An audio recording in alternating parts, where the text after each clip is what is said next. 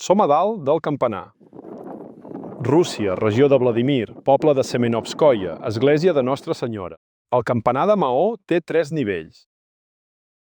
Des de la plataforma superior del campanar es veu molt lluny.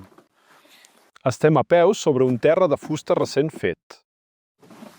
Aquí hi ha una escala de fusta. Baixarem.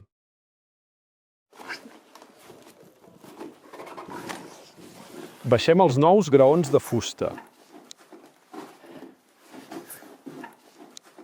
Estem arribant al següent nivell. Aquest nivell també està fet de taulons de fusta, fet recentment. El sòl de fusta no s'alinea amb les obertures exteriors. La superposició hauria de ser més alta. A la vora inferior d'aquests nínxols de maó, però la superposició es va fer al lloc equivocat. Anem a un nivell inferior.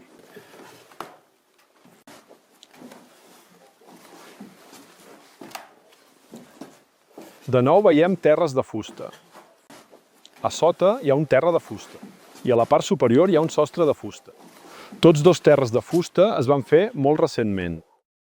No hi ha senyal d'una escala de maó.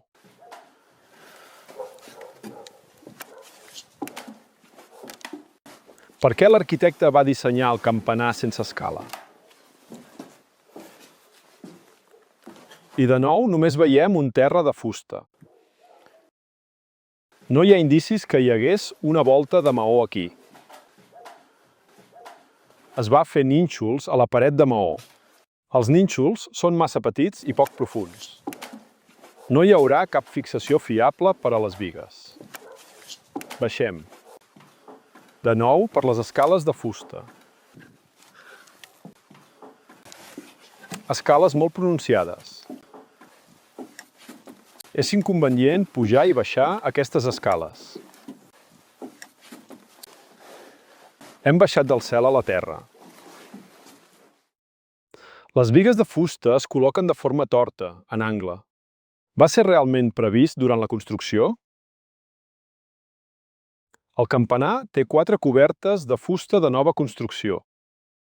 Al mateix temps, ni un sol sostre de maó. Tampoc no hi ha cap escala prevista cap a la part superior. Per què no hi havia sostres ni escales entre les grades del campanar rus? S'han oblidat els constructors? O estava pensat així?